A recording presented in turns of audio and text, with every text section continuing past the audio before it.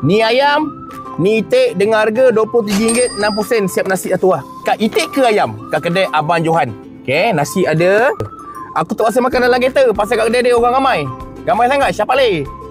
Yang ini ayam kitik. Ini ayam kitik. Oh, RM23.60. Siapa lagi punya murah. Yang ini sos cili dia. Sos cili pekat man. Sos cili dia pedas. Syapali punya pedas. Kicap. Pakai kicap biasa ni. Kicap manis je lah. Masin tak ada. Untuk itik dia bagi sos lain. Cili sama. Ni pedas lah cili tau. Cili dia ni Abang Johan buat. Jenis yang datang makan. Dia tak ada bagi hint. Kau masuk mulut memang pedas punya. Ni Abang Johan punya style. Cili dia buat ni. Ni dah. Itik. Donald Duck. Itik dia win. Memang sedap. Itik sedap weh.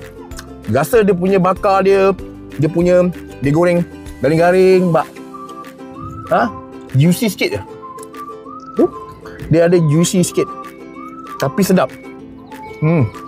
Okey, aku dah campurkan dia punya itik dengan ayam tapi aku cakap dulu lah. Dia punya portion untuk itik dia tebal-tebal isi dia. Dia potong tebal-tebal. Dan ni untuk ayam dia pun sama. Dia potong tebal-tebal isi dia. Nasi ayam dia saja dah sedap. Nasi ayam dia saja dah sedap. Dia punya nasi pun dah sedap lah. Cili dia pedas. Melaka pergi ke tempat dia ni KL, bagi aku baloi. Bagi aku sangat-sangat baloi. Nasi sedap. Sedap gila. Bang Johan, aku bagi 8. Berapa bang?